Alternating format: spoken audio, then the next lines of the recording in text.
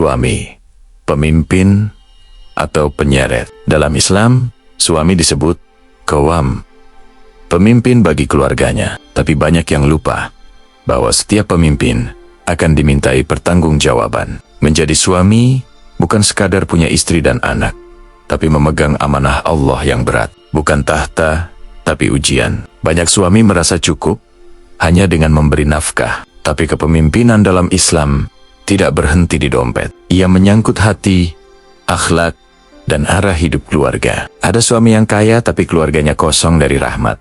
Karena ia lupa bahwa menuntun ke surga lebih penting dari menumpuk harta. Seorang istri bukan bawahan, tapi amanah. Ia bukan objek untuk diperintah seenaknya, melainkan teman seperjalanan menuju ridha Allah.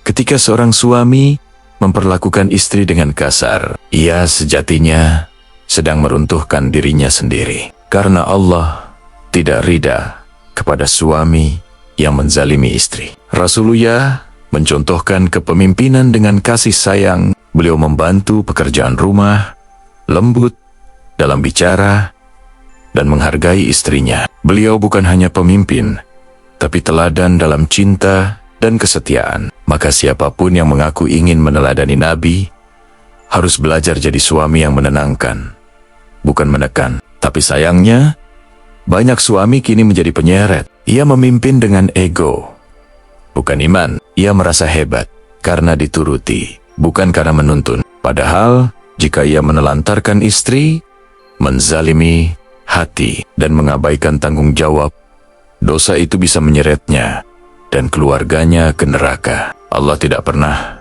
memerintahkan suami untuk menjadi penguasa, tapi penuntun. Kepemimpinan yang benar bukan menindas, tapi menumbuhkan. Seorang suami yang takut kepada Allah akan selalu berusaha memperbaiki diri. Karena kebahagiaan rumah tangga adalah tanggung jawabnya di dunia dan akhirat. Jadi, wahai para suami, tanyakan pada diri sendiri, apakah aku sedang menuntun keluargaku ke surga, atau justru menyeret mereka ke jurang dosa? Karena setiap langkahmu akan diikuti oleh istrimu dan anak-anakmu. Jadilah imam yang diteladani, bukan ditakuti. Karena pemimpin sejati bukan yang memerintah, tapi yang bertanggung jawab. Suami adalah nahkoda kapal bernama rumah tangga. Jika ia berlayar dengan iman, keluarganya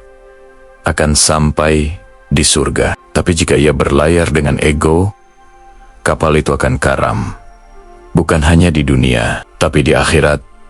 Menelantarkan nafkah, menafkahi istri, bukan sedekah biasa, tapi kewajiban yang mulia. Dalam Islam, nafkah bukan sekadar uang belanja, tapi bentuk cinta dan tanggung jawab. Allah jadikan suami sebagai pelindung dan penopang, bukan karena ia lebih tinggi, tapi karena ia diberi amanah lebih besar. Sayangnya, banyak suami hari ini sibuk mengejar dunia, tapi lupa menafkahi dengan adil.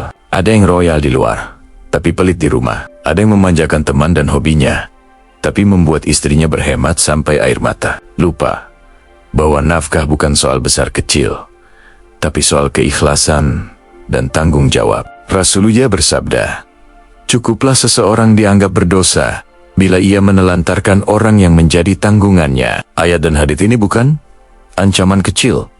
Ini peringatan keras. Menelantarkan nafkah sama dengan menolak amanah Allah. Nafkah adalah jembatan menuju surga, tapi juga bisa jadi jurang menuju neraka jika diabaikan. Sebagian suami berdalih, istriku kan bisa kerja, jadi ya bagi dua. Padahal dalam Islam, nafkah tetap tanggung jawab suami, bukan istri. Kalau istri ikut bekerja, itu sedekah dari pihaknya, bukan alasan suami untuk lepas tangan. Nafkah bukan hanya soal materi. Istri juga butuh nafkah batin, perhatian, kelembutan, dan doa. Ada rumah megah, tapi kosong dari kasih sayang. Ada dapur sederhana, tapi penuh keberkahan. Allah menilai niat dan tanggung jawab, bukan saldo rekening. Ingat, Suami yang mengabaikan nafkah bukan hanya membuat istrinya menderita, tapi juga membuat malaikat mencatatnya sebagai dosa. Nafkah bukan beban, tapi jalan pahala. Bahkan, setiap suapan makanan ke mulut istri, jika dengan niat karena Allah, dihitung sebagai sedekah. Lihatlah betapa indahnya jika seorang suami sadar bahwa rezekinya adalah rezeki keluarganya juga. Ia bekerja bukan demi gengsi, tapi demi tanggung jawab. Ia memberi bukan karena takut kekurangan, tapi karena yakin pada janji Allah. Apa yang kamu nafkahkan, Allah akan gantikan. Sebaliknya, suami yang kikir sedang menggali lubang untuk dirinya sendiri. Ia akan dihisab atas setiap hak yang tidak diberikan. Jika istri menangis karena kekurangan, padahal suaminya mampu, maka air matanya bisa jadi saksi di hari kiamat. Wahai para suami, jangan tunggu istrimu mengeluh. Nafkahi dengan cinta, bukan keterpaksaan. Karena rezeki yang kamu beri dengan ikhlas akan tumbuh menjadi keberkahan yang tak terduga. Jadilah suami yang memberi sebelum diminta. Karena itu tanda cinta dan tanda iman. Bersikap kasar dan menyakiti istri. Sikap kasar suami adalah luka yang tak selalu terlihat, tapi membekas dalam. Dalam Islam, istri bukan tempat melampiaskan amarah. Ia amanah, bukan sasaran emosi. Setiap kata yang menyakitkan, setiap tatapan merendahkan, adalah duri yang akan ditagih oleh Allah kelak di hari pembalasan. Banyak suami merasa berkuasa karena ia kepala keluarga, tapi kekuasaan tanpa kasih sayang adalah tirani. Rasulullah tidak pernah meninggikan suara pada istri-istrinya. Beliau memimpin dengan kelembutan, bukan kekerasan, karena cinta sejati tak pernah tumbuh dari rasa takut. Kata-kata bisa lebih menyakitkan dari pukulan. Istri bisa bertahan dari lapar, tapi sulit bertahan dari kata kasar suaminya. Suami yang mencaci, menghina, atau mempermalukan istrinya di depan orang lain, sejatinya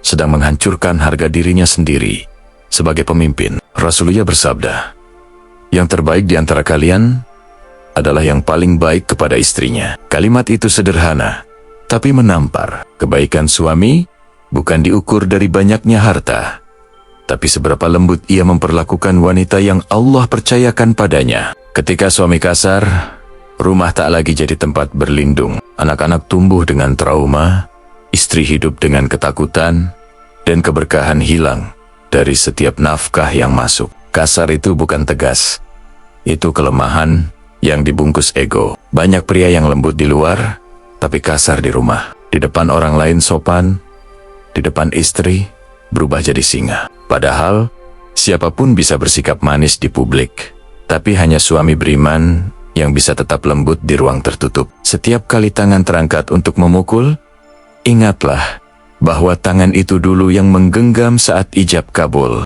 Tangan yang dulu berjanji di depan Allah untuk menjaga, bukan melukai. Menyakiti istri adalah bentuk pengkhianatan terhadap sumpah sendiri. Jika suami kasar, lalu meminta maaf tanpa perubahan, maka maaf itu hanya jadi kebohongan halus. Islam tak hanya mengajarkan penyesalan, tapi perbaikan. Suami sejati bukan yang tak pernah salah, tapi yang berani berubah menjadi lebih baik setiap hari. Kelembutan bukan tanda lemah, tapi tanda iman. Kasar bukan tanda kuat, tapi tanda kalah.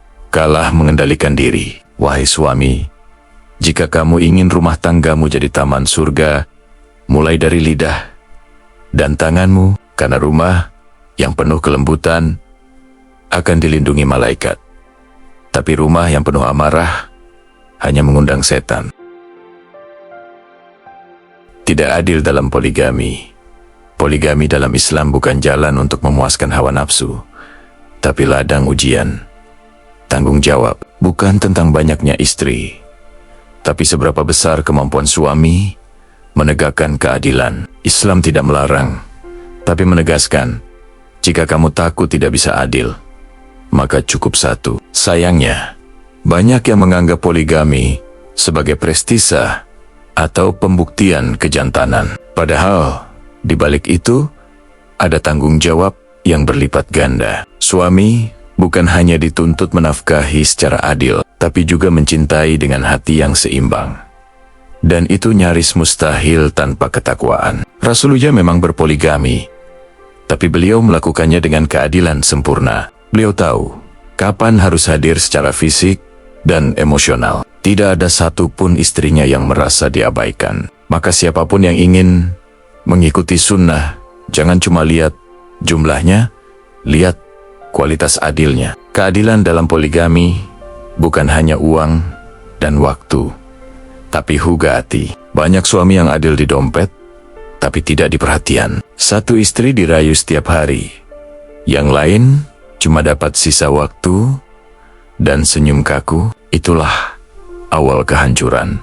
Ketika cinta dibagi, tapi keadilan tak dijaga. Nabi bersabda, barang siapa memiliki 2 istri, lalu condong kepada salah satunya, maka ia akan datang pada hari kiamat dengan tubuh miring. Bayangkan, bukan hukuman di dunia, tapi di akhirat. Ketidakadilan sekecil apapun akan tampak di hadapan Allah. Poligami seharusnya menjadi ladang pahala, bukan panggung ego. Jika seorang suami tidak mampu berlaku adil, maka memaksa diri hanya akan membawa dosa. Lebih baik satu istri yang bahagia daripada 2 istri yang sama-sama terluka. Adil bukan berarti semua istri harus sama rasa. Adil berarti tidak menzalimi siapapun. Setiap istri punya kebutuhan dan hati yang berbeda. Maka suami harus belajar mendengar, memahami, dan menempatkan diri dengan bijak. Itu bukan hal mudah. Tapi begitulah ukuran tanggung jawab seorang imam. Banyak rumah tangga hancur bukan karena poligami itu sendiri, tapi karena suami tidak siap memimpin dengan adil. Ia ingin berbagi cinta, tapi lupa menegakkan prinsip. Akhirnya, yang tumbuh bukan keluarga berkah, tapi persaingan dan luka batin yang tidak pernah sembuh. Poligami bukan permainan angka, itu ujian iman. Jika seorang suami ingin melakukannya, pastikan hatinya siap ditimbang oleh keadilan Allah. Karena adil di mata manusia, belum tentu adil di matanya. Dan jika tak mampu, maka mencintai satu dengan sepenuh hati pun sudah cukup membuatmu mulia. Menghalangi istri dari ibadah dan ilmu. Salah satu dosa besar suami adalah ketika ia menghalangi istrinya dari mendekat kepada Allah. Banyak suami takut istrinya tumbuh dalam ilmu dan iman karena merasa akan kalah atau tidak dihormati.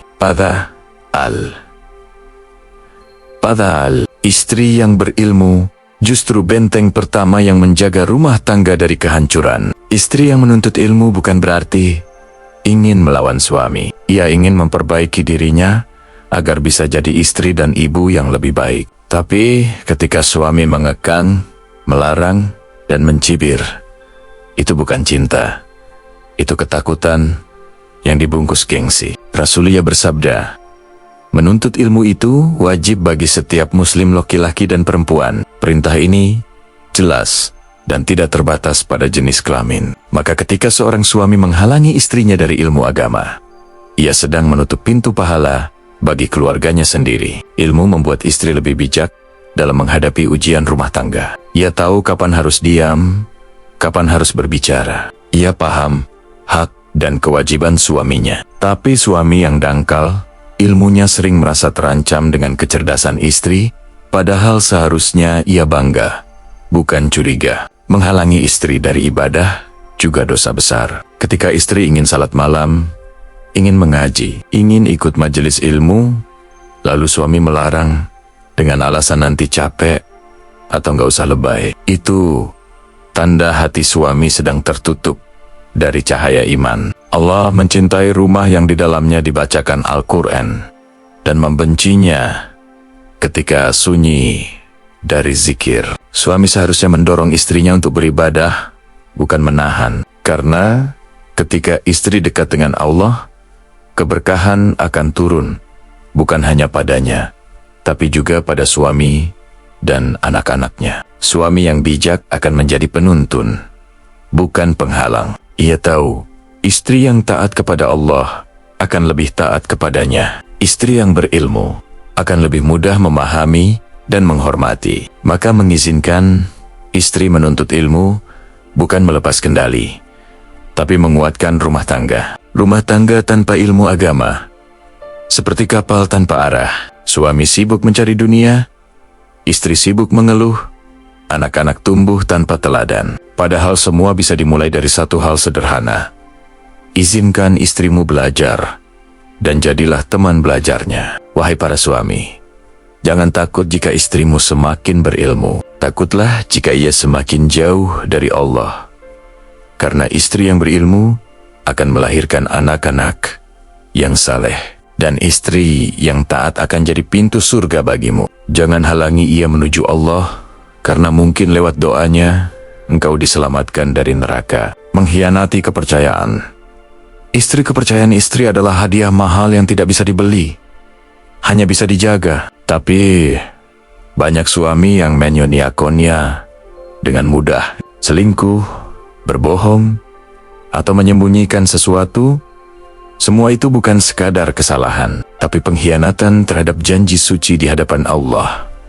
Rasulullah bersabda, tanda orang munafik ada 3. Jika berbicara berdusta, jika berjanji ingkar, dan jika dipercaya berkhianat. Pengkhianatan bukan hanya soal perselingkuhan fisik, menyembunyikan masalah keuangan, berbohong tentang pekerjaan, atau menyimpan rahasia yang melukai.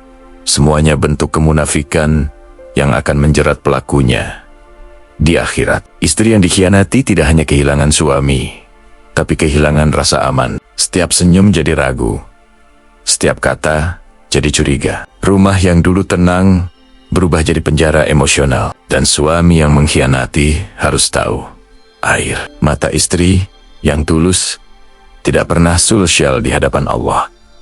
Banyak suami yang menganggap kebohongan kecil itu hal sepele, tapi dari satu kebohongan lahir 1000 alasan, dan dari 1000 alasan lahirlah kehancuran. Sekali istri tahu ia dikhianati, rasa percaya itu tidak akan kembali sama.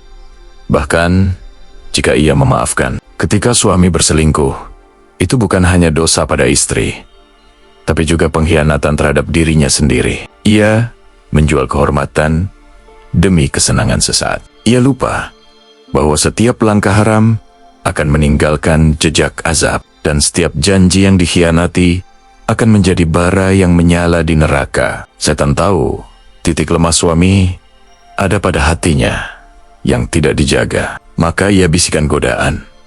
Hanya chatting biasa, cuma teman kerja, istriku nggak akan tahu. Padahal itulah pintu dosa yang dibuka sendiri. Sekali dibuka, sulit ditutup. Tapi seberat apapun dosanya, pintu tobat masih terbuka, asal benar-benar menyesal dan memperbaiki diri. Minta maaf bukan dengan kata-kata, tapi dengan perubahan nyata. Berhenti berbohong, berhenti sembunyi-sembunyi, dan mulai jujur walau menyakitkan. Kejujuran mungkin membuatmu kehilangan wajah, tapi kebohongan akan membuatmu kehilangan segalanya. Jika istri tahu kamu jujur, meski pahit, ia akan tetap menghormatimu. Tapi jika kamu terus menipu, setiap doa darinya akan berubah menjadi luka. Wahai para suami, jangan bermain dengan kepercayaan yang Allah titipkan. Sekali kamu mengkhianatinya, sulit kau kembalikan. Tapi jika kau jaga,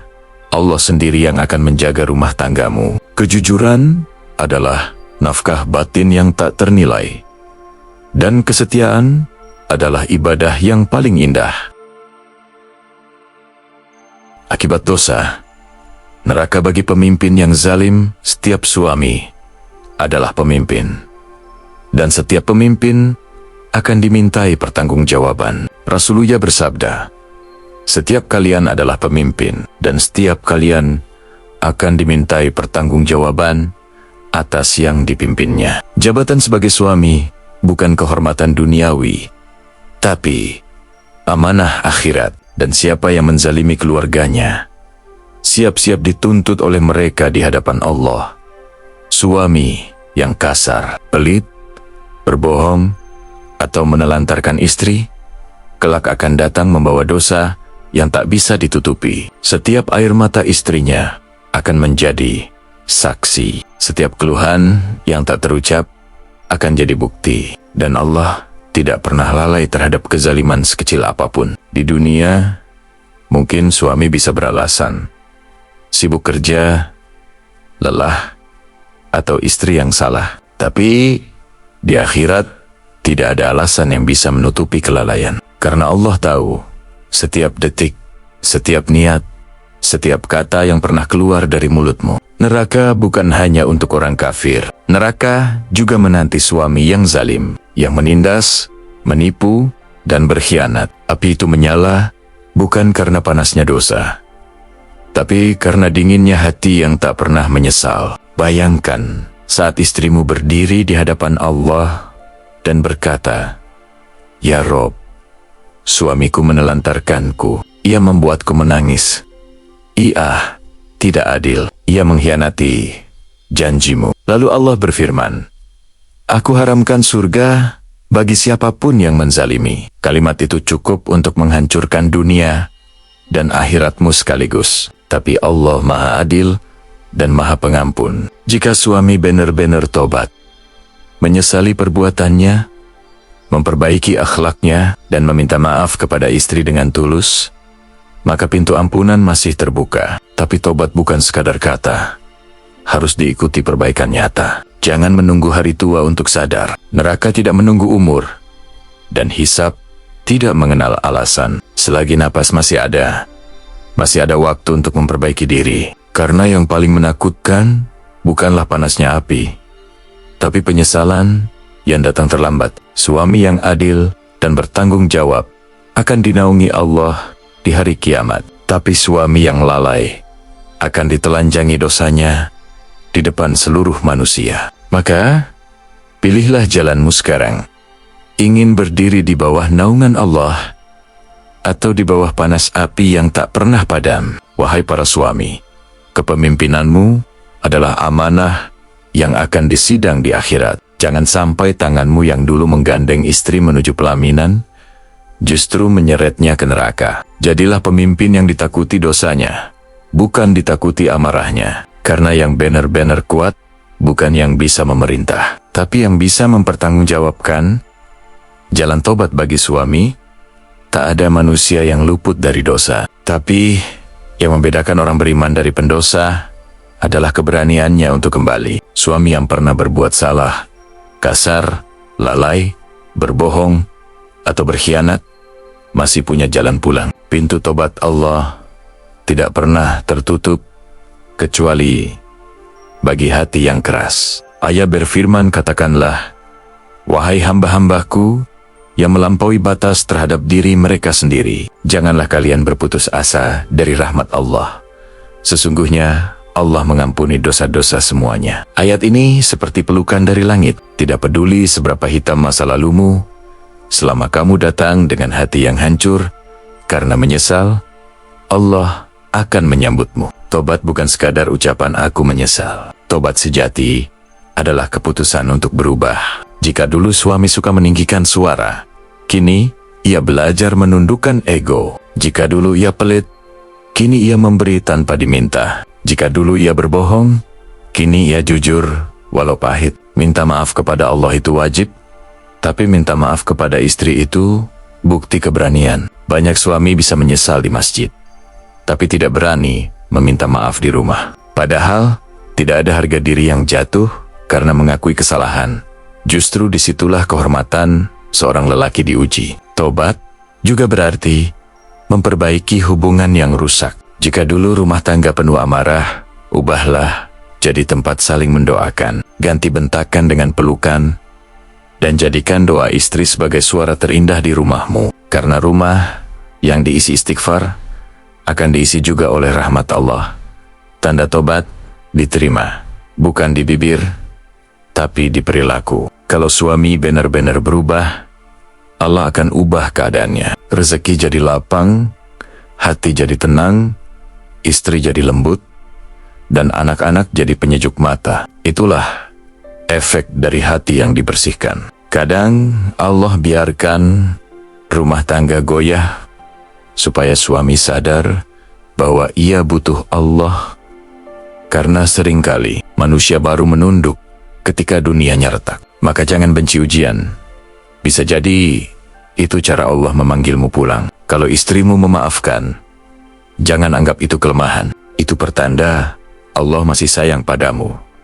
Karena Dia masih memberimu kesempatan memperbaiki. Jangan ulangi kesalahan. Jadikan setiap air mata istrimu sebagai pengingat bahwa cinta sejati tak boleh disia-siakan dua kali. Jalan tobat itu tidak selalu mudah, tapi selalu mungkin. Mulailah hari ini, salatlah malam ini. Ucapkan maaf dengan sepenuh hati. Karena suami yang menyesal dan berbenah adalah suami yang Allah banggakan di langit. Dan siapa tahu, tangisanmu malam ini adalah awal dari kehidupan yang lebih berkah esok pagi. Rumah tangga menuju surga. Rumah tangga bukan sekadar tempat tidur dan atap di atas kepala. Ia adalah madrasah pertama bagi cinta, kesabaran, dan keimanan. Di sanalah seorang suami diuji sebagai pemimpin, dan seorang istri diuji sebagai pendamping. Dan jika keduanya saling menguatkan karena Allah, maka rumah kecil itu bisa menjadi taman surga. Surga rumah tangga tidak dibangun dari harta, tapi dari hati yang saling mengalah demi ridha Allah.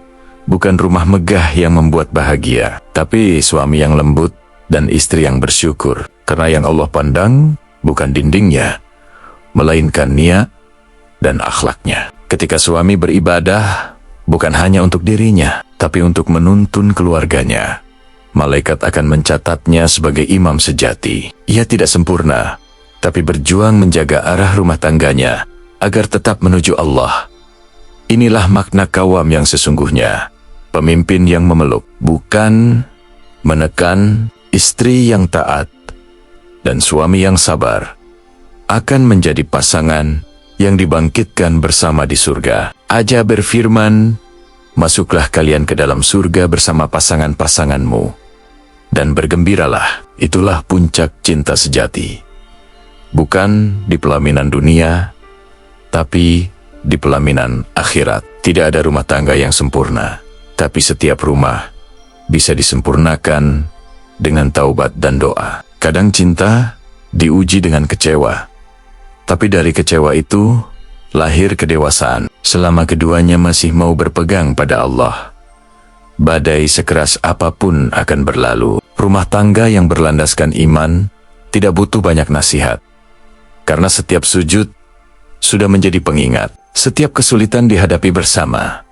Setiap rezeki disyukuri bersama. Suami menjadi tempat bersandar, dan istri menjadi penenang hati. Anak-anak akan tumbuh meniru apa yang mereka lihat, bukan apa yang mereka dengar. Jika mereka melihat ayahnya mencintai ibunya dengan lembut, dan ibunya menghormati ayahnya dengan tulus, maka mereka akan belajar makna cinta yang diberkahi. Surga keluarga dimulai dari rumah yang penuh zikir dan doa. Bukan berarti tanpa masalah, tapi selalu ada Allah di setiap langkah. Karena rumah yang diisi doa, malaikat akan betah di dalamnya, dan setan akan lari darinya. Wahai para suami, jadilah pemimpin yang menuntun, bukan menuntut. Wahai para istri, jadilah penenang, bukan penekan. Karena surga itu tidak dicapai dengan saling menang, tapi dengan saling mengalah di jalan Allah.